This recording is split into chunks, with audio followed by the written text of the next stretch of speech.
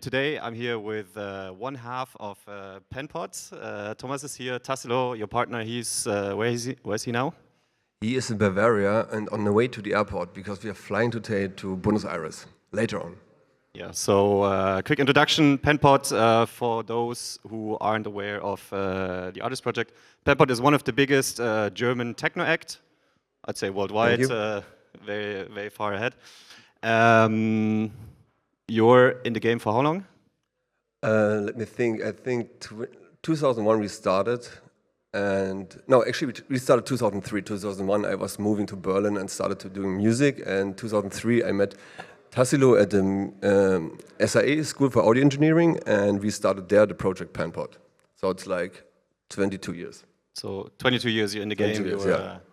When would you say did you start actually like? So you met, and how long was the time spent from the moment when you met until sort of when you felt like, okay, now it's like a full-time job coming out of this? Full-time job, yeah. I mean, like in the beginning, it's always hard. You know, you try to produce music, you try to be seen from all the people from the industry, to get booked in the clubs and like this. I would say like from the first album, it was 2007, so it took like 5 years to when I decided, okay, I want to do it for the rest of my life, and it is like where I can get money for my life with.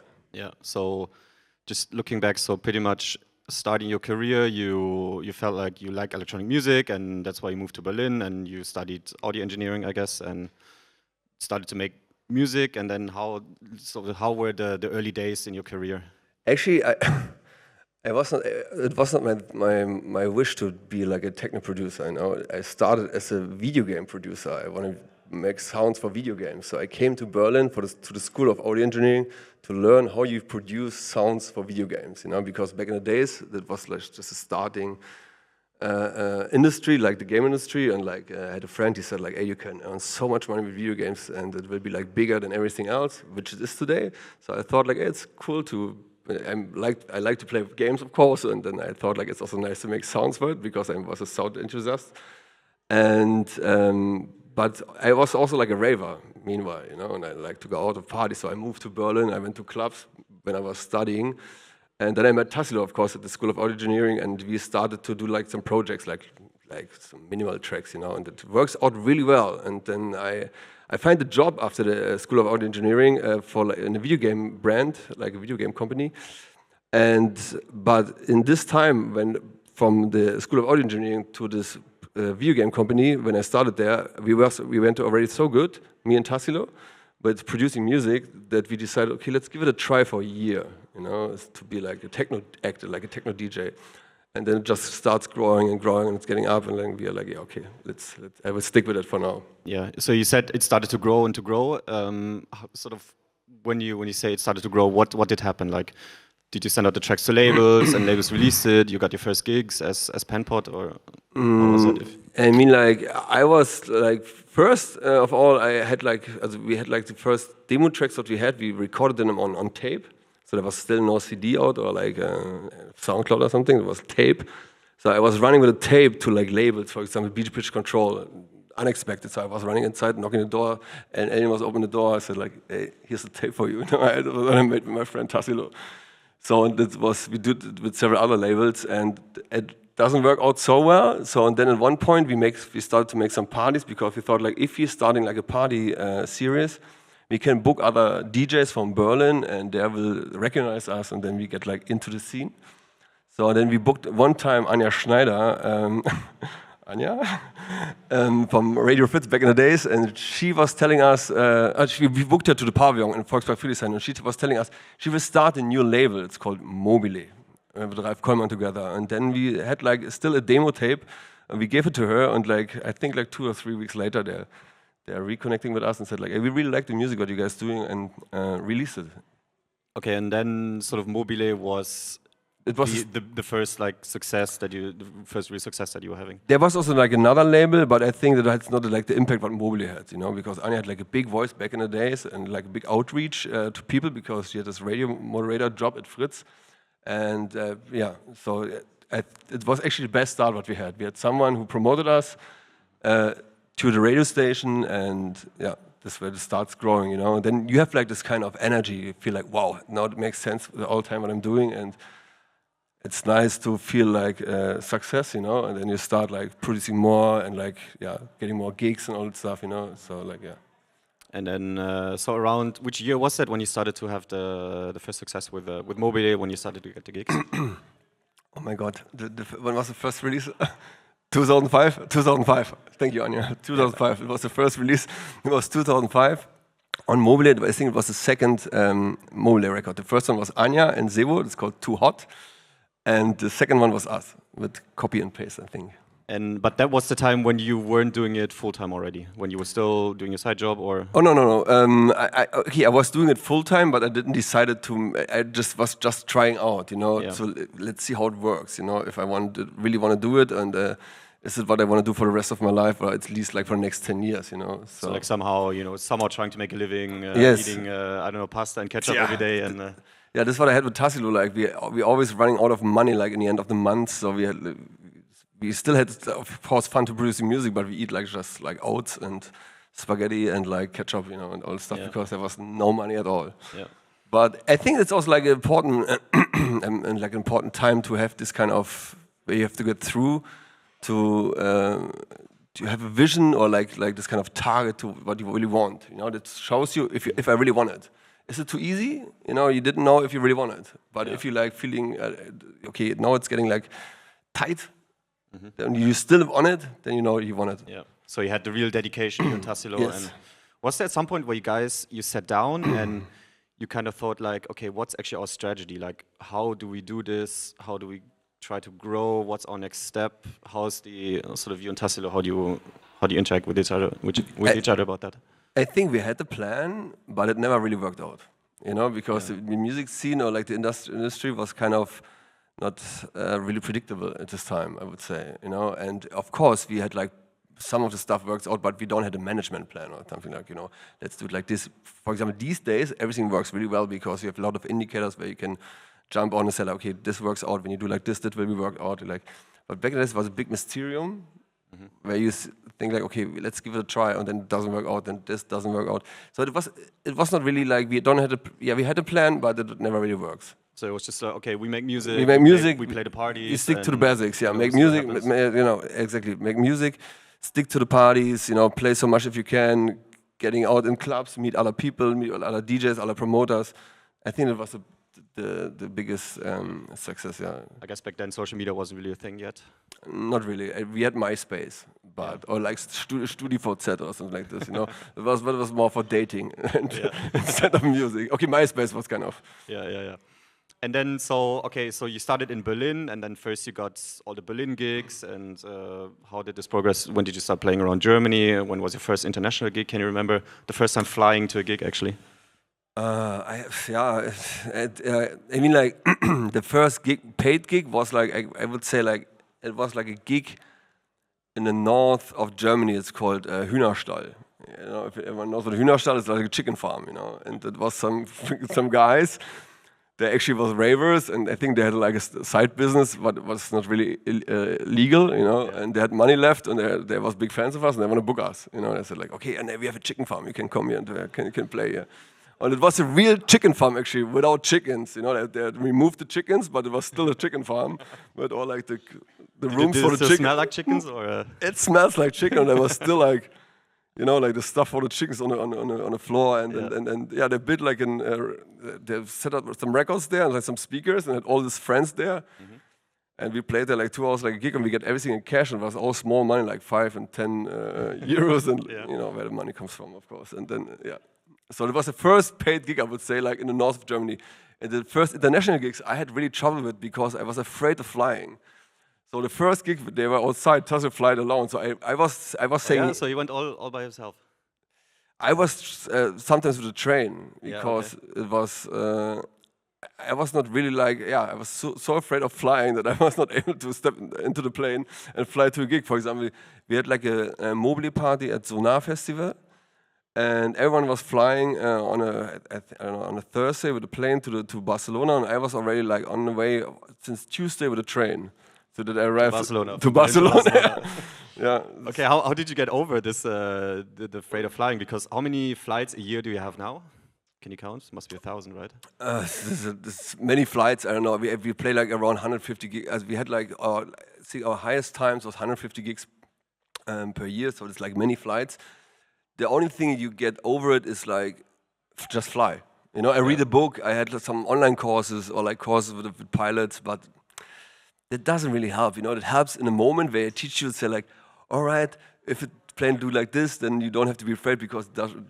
So you remember this, you know, then you step into the plane and then you're afraid and you're like, you just want to get out. So the thing is, the only thing what you can do is like control your panic and you know that you're not so scared and then if you're flying more and more, it helps. So when you fly to Chile later today, you'll be fine. I will be fine. Yeah, 100%. Most days sleeping now. Yeah. In the plane. Yeah.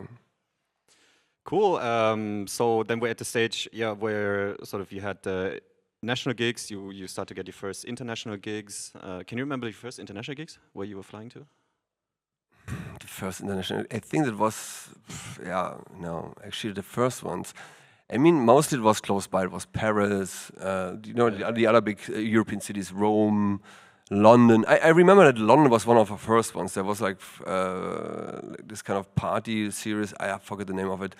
They were big fans on our productions, and they booked us to a party in London. And I think London was one of the first ones. I'm not sure it was the first one, but one of the first ones. Yeah. And when sort of these international gigs started to happen, were you still like, did you already have a manager that was taking care of all your business, or was it still kind of the label, Anja, what she was doing, what she was helping you with, or how no, like in the beginning we had like we had no manager, but like Mobley was really taking care of us because Anja was well known in the scene, and also Ralph, and they had like, of course, they had like really good connections. They knew exactly where it's good to play and where not, you know, like what kind of how business works. They gave us tips, you know.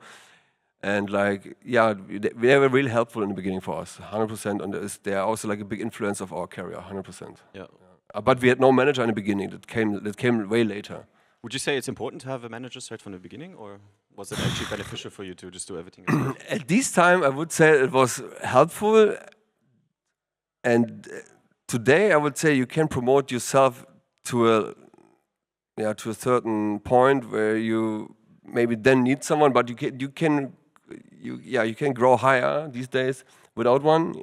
Back in the days, it was not really easy that people see you, you know, because these days of social media or SoundCloud or whatever, you can promote yourself really good, which is really nice. I missed it back in the days when we starting to make music, and you need someone who is like have this kind of connections to the scene, you know, because I don't have it, and I don't have any numbers, so it was good. We get a manager back in the days, but I think it will be helpful at a certain point, you know, these days. Yeah. But in the beginning, you can promote yourself really good. Yeah. Okay. So like you say, the first few steps you do yourself, and then for you it was helpful to get a manager. Yeah. And nowadays it's a bit different because with social media you can actually go further from the start, all on your own. Sorry. No, I was just wondering, like back in the days, sort of the first few steps you do on your own, and then it was helpful to get a manager. Yeah, exactly. And nowadays you would say it's sort of, you can do more because of social media. You can promote yourself easier, and of course. It is, of course. Yeah, I mean, like maybe a manager can also influence you, not in the best way. You know, they see you like more in another way. You have not the time then to grow as this project what you really want. You know. Yeah. So because maybe they guide you too much in the beginning, I would say. So and it's good to just start yourself, getting through hard times, and then if you're really interesting, also manager reach out to you. You don't have to find anyone. If you reach a level, they will come to you. They say, look. Yeah. So your advice would be just do your thing, and people will find you. Yeah, 100%. Yeah. Nice. So you're in the game now for a very long time. You've had early success. It went well. You have a big international career. How do you stay relevant now, and sort of looking into the future? Like, how long do you plan on doing this? Is there a certain time where you feel like, now I've had enough, or something? Yeah, how you stay relevant? It's just like this consistency, you know. It's like, just do music, you know. Don't be someone else. Like, if you like committing to the scene, or you're like a musician, whatever, producer, DJ, dancer, whatever, just do it. You know, like be like consistent with the stuff that you're doing. Never let so much time in between, like maybe like your releases or like all other stuff.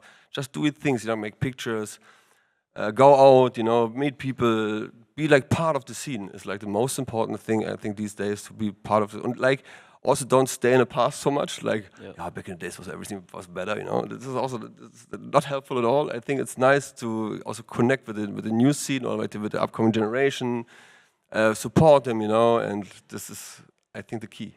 Yeah. So you've recently relaunched your label. Yes. Called Human, still a part of Second State. Yeah. It's the second release actually came out yesterday. Yes, it's true. The Night Code. Yeah. And what's your plan with the label? So for now it's 2 releases, 2 Penpot releases. Are you also planning on having other artists on the label at some point? For now, we're starting like only like with us, because we have a lot of tracks that have to be released, and for later on, of course, there will be also other artists. And yeah, Human is actually like it's like everything together what we did in the past. You know, we have like Second State, we had like different I say like merchandise things. There was different projects, and now we combine everything under one roof, and it's called Human. You know. Yeah. So and also showcases, all the stuff, you know, and you know what it is when you're doing it for 20 years, you start there something, you start here something, and then over there, and then it's like 1,000 different things, you know. Then you lose a little bit of track, you know, and you can't support all of this kind of stuff. It's sort of like it's maybe nice to bring everything under one roof, and this Human right now. Yeah. And yeah, it's like just a platform where you can, where we are like more modern, sound-wise. And yeah, also like we're starting our own party brand, and yeah, let's see. We had a very good party in Berlin a few weeks ago for May Day. For May Day? Oh, it was a really good one. Actually, it was last week, wasn't it? I think 2 weeks. 2 weeks ago. What is today? 16, 2 weeks. Yeah, I'm sorry, 2 weeks. Yeah, not last week. Yeah, it was on the 1st of May. It was a really good party. A really good party. Of course, it was in Cassiopeia, Berlin. And yeah, I was surprised how we had like 1,500 people there. Unbelievable. It was the vibe was like. Yeah, really good. And the first one was actually like in New York, which was also really nice. Yeah. Yeah. So yeah, Human is our new baby, just born, and we know what we want, but let's see. Maybe there's also something else coming inside, and that maybe grows in different directions. And like, so you also know what you want musically, and for me, it would be interesting. You know, I feel like you're always looking for like the next talent that you want to sign to the label. Like looking at artists or looking at music, what do you feel like for you is like very interesting? What's very interesting for Human, for the label? Naja, I mean, like, I would love to have like new and fresh artists, but I would say at this point with this label, we take some people that are already like a little bit already there, you know, because back in the days with Second State, we did like this. We had like really fresh and young artists, and we already support them from zero till a certain point, you know, and but it is a lot of work. It takes a lot of time, which I unfortunately don't have these days, you know, because I have also family and like all the stuff that comes like when you're getting older. And but with Human, we're looking like, of course, also for artists, maybe not like AAA artists, maybe like young, fresh artists. They're already like a while in the scene. They know what they want. Yeah. They know their direction. They say like, I want to go there, and then we can see if it's like matching with our ideas from the label. Yeah.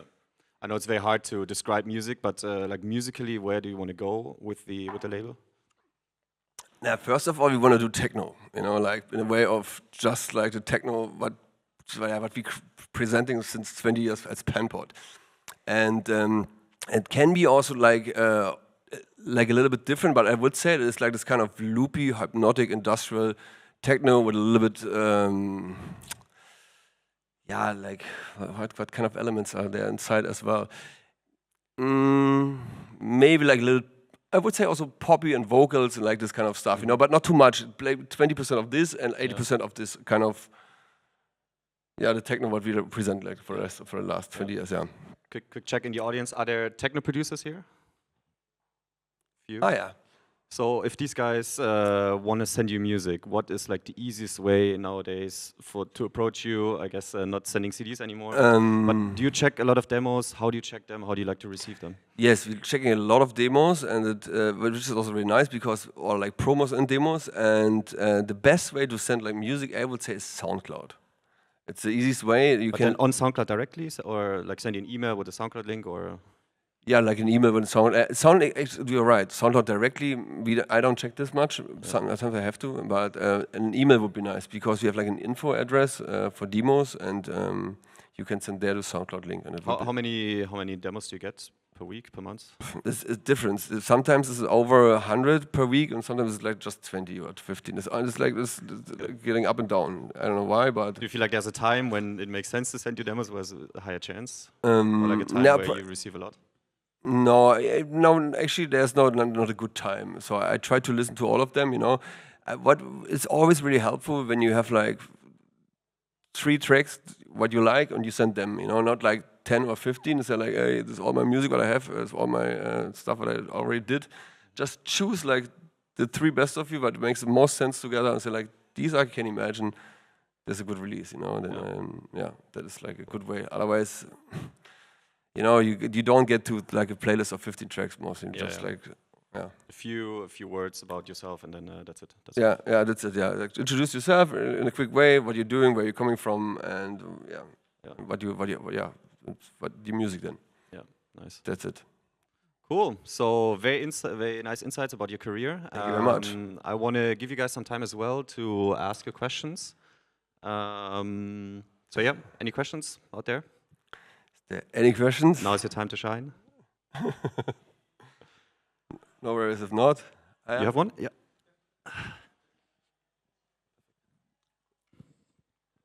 Test. Hi. Hi. Do you have any advice in terms of music production, like apart from spending like 20 years on that project, like developing your own sound and getting confident in doing your own style of, because I would say the pan-pot techno sound is very recognizable, so to speak. Thank you. So were there any like specific tools or different steps you used to, how did that work over the years? Yeah, sometimes I ask myself, but thank you for this nice question. Yeah, it's a really good question actually. I think always like the idea is more important than the quality of the sound. If you have like a really nice idea and it doesn't fit like 100% like the quality what you're having or what you expecting from your track, just also take it out, because mostly people failing to want to be too perfect on their own music. If you reach like 80% of your track, I think it's mostly enough, because it's hard to be confident with your own music, because if you also listen to your own track. I have the feeling, it's for my case, that I'm more getting like, I find my track more weak, after a while, because I think like, okay, there's missing like this, then I compare to other tracks. So often it's like this: if the idea is inside what you had in mind, and it works to 80%, then just also put the track out and release it, and like and just do your music, of course, and what is also really nice. What I liked in the beginning is to reproduce tracks which I like. I learned a lot with these. I say like, okay, this is Ricardo Villalobos' track. I really like it. I like the sound design what he does. I try to do the same and copy this stuff a little bit, and make my own spice on top. That is also like a good recipe to learn to produce music, I would say. Yeah. Right. If it answers your question. Yeah, that's good. Thank you very much. Thank you. Anyone else? Yeah, let's have this, and then Oda, you wanted to say something, you can go after. Yeah. Hi there. Just a cheesy question, but I mean, like, is there like any key advice from like the past you will like keep on pushing that you're still remembering of? Any kind of member or like mentor or peer that you like remember that you say like, okay, you need to keep pushing on that project? Yeah, the time when you don't want to do the most, there are most important times you grow the most then. When you say like, okay, today it's raining, I feel bad, I don't want to go to the studio. When you go then to the studio, then you make the best tracks. That's really the thing. If you feel well, you're too overexcited. You're sitting in the studio, yeah. If you feel shit when you go to the studio, mostly then you do the best stuff. This is my experience. Someone else? Go on. You wanted to say something over there? Hello. Hello. Really nice talk. And so I just moved to Berlin for like a year ago, all the way from Vietnam. And what's your observations on the artists nowadays between opening their own labels versus like submitting like demos to like major labels? You mean like how it is to make an own label right now these days? Yes, because in the past, like saying you or like Adam Bayer, like I think it's always a good idea to starting a label to make your own imprint, because you grow with it as a producer, as a DJ, as a character in a scene. You know, people see you like on a second way as well. You're not only the DJ, you also like a platform for other people, and yeah, also labels. I mean, like there's labels, they're like so successful these days, and even like the people that are starting this label, they're not that successful. So I would say like it's always a good time to start your own label and like give other people a platform and yourself, of course. And you can also control your own way where your music have to be and how it sounds like, and you don't have to rely on other people if they maybe like my music and you have make any edits, for example, from your tracks, because they say like, it doesn't fit to our label, but if you do it like this way, then you sell a little bit, or sell a little bit your own creativity and your own style, you know. So if you have your own label, you can do just whatever you want, and you grow with it. It's like, I think it's always a good idea to start your own label. Thanks for the answer. You're welcome. Thanks. Any more questions on this side, on that side? The couch is so deep. Hi. Hello. Hi. Hello. So sometimes I found myself taking a lot of time to finish my tracks. So would you have, I don't know, your top 3 recommendations on plugins that would make a production faster, especially like mixing and mastering? It's up to how do you produce, you know. It's mean like, for example, I use a lot of samples. What I'm doing is like I prepare my samples when I'm flying somewhere. You know, I don't produce on the road, but I'm collecting like ideas, kick drums, what I like to use, hi-hats, because that takes me the most time. I'm going to the studio, I have my idea in my head, and then I'm starting to use like searching for a kick drum. And then after an hour, it's So it's good if you don't feel the creativity you can sit in the morning on your kitchen table, have a coffee, and go through kicks what you like, and mark them, and say like, oh yeah, for next time for some tracks I can. Maybe this one is a good kick, or like snare drum, you know, like this typical searching for snare drum. Or you can also sample just kicks from other artists, which I also really like. But I'm doing a lot, and then you combine them with like your own kick, and then you have like your own. I mean, kick drums there's no copyright of kick drums, so you can just. This is like what I'm doing, you know, like saving time between my producing sessions to searching for like sounds and samples. Yeah, I think, and yeah. What else? If you getting not done your track, stop it and make a new one. That's what I'm doing. And then maybe you go back and finish the other one. But if you sit too long on one session, it destroys, I think, your creativity. You know, you're getting frustrated. So sometimes it's good to just start something new. And maybe you go back on later. You know, the best tracks they make, in my case, that I made them like in 5 hours. It runs. If you have like this kind of flow, then it's a good track. If you work on 3 weeks on one track, maybe it's a good track, but not like the perfect one, you know. So yeah, that's my advice to you. Thank you. How many unfinished projects would you say do you have on your laptop? I think like more than double than I finished one, or like I don't know. It's so many.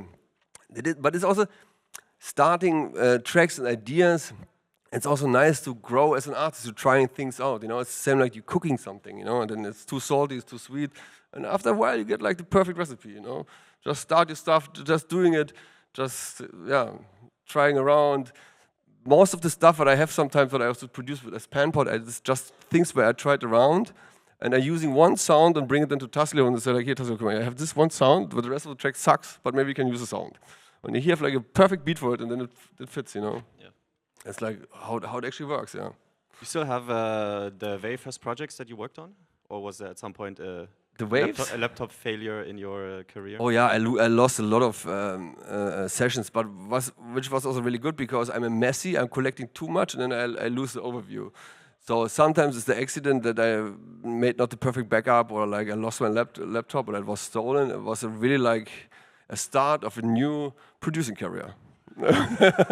Sounds really stupid, but in my case, it was like this. Did it happen that the laptop got stolen? Yes, And you were I was torn playing in the Boulder Gate 14 hours. I was so destroyed. And then I was turning around, talked to my friends. I turned around, my laptop was gone. Oh, shit. After the show, boom. At one point, in 1 second, like disappear. All right. Yeah, it was so crazy. I don't know what was. The thing is, there was only my friends in the club, Yeah. and no one else. So I was like, what the fuck? How can the laptop disappear so fast? You know? Oh man. Yeah, super weird. All right, we have another question here. Yeah. What advice would you give to the artist when they are looking out to collaborate with someone? For example, you collaborate with your partner. What are typical workflows that you go through? How do you make this collaboration work? Yeah, there's different ways to collaborate with someone. I mean, like, in the beginning, I was sitting with Tassilo, of course, next to each other in the studio, and we producing together. Someone was sitting on the computer, and the other one was sitting next to it, and then you throwing in ideas, and it kind of works out.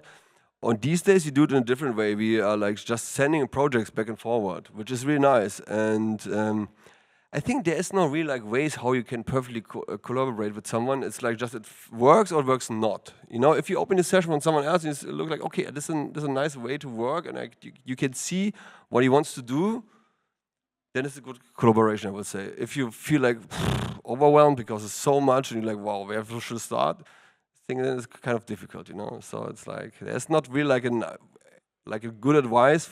It's just like the feeling what you have when you're opening a session. It's the same like when you hear a good track and it's like, oh, it's a nice danceable or not. So it's like, I think it's the same with collaborations. Yeah. Thank you. You're welcome. Thanks. There's someone.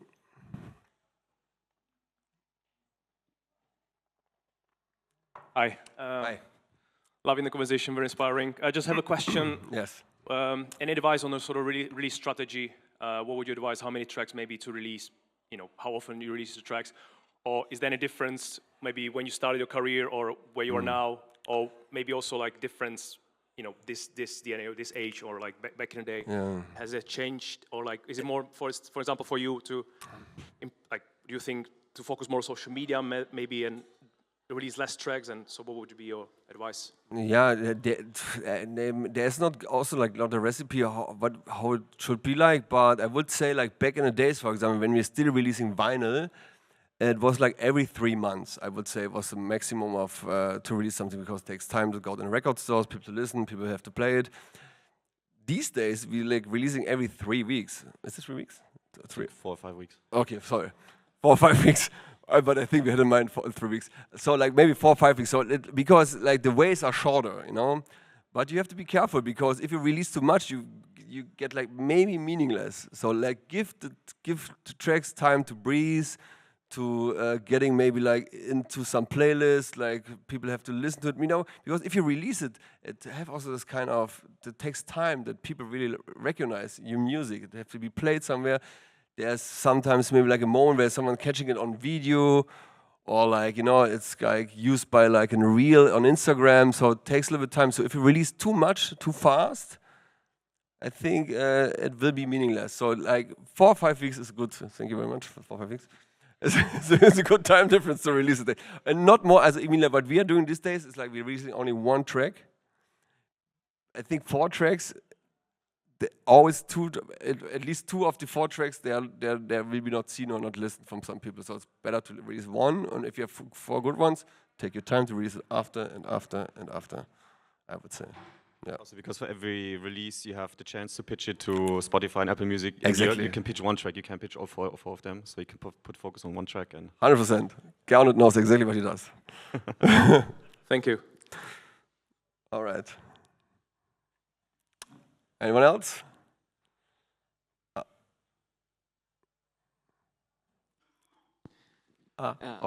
Yeah. Yeah. Sorry to interrupt you again, but I was like wondering, in terms of like demos, whenever you listen to demos, what makes for you like the track a hot track? Is it like a drum pattern? Is it like groove? Is it the melody?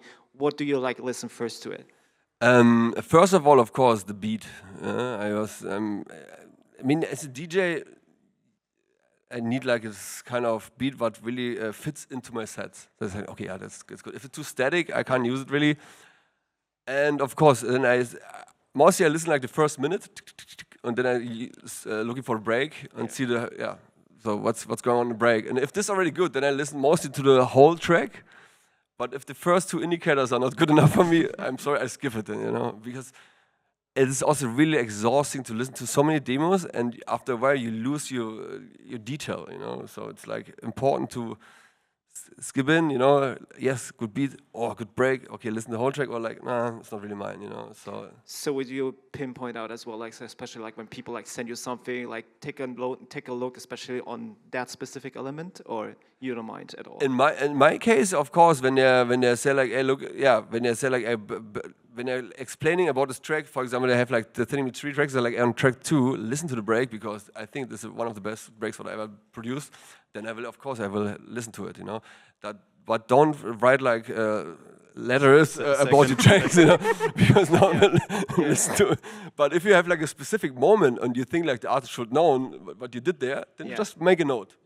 I would say it's actually a really good idea. I will have to do that. Yeah. You mean put like a comment into the SoundCloud upload? Yes. Comment your best part. Comment your best parts. That would be really nice. That's a good thing. You were like. Thank you very much for this. You're welcome. So keep this in mind the next time you send demos. Yes. Anyone else? What look like? All right. All right, then thanks everyone for joining. Thank you very much. We'll have a short break, and then actually it's a bit longer of a break, and then we continue with the social media panel, where you guys can submit your social media profiles, and we'll look at it and we give you feedback live on stage. Thanks, guys. Can we give a big round of applause, please, to Thomas? Thank you. And to Gernot. Thank you. Thank you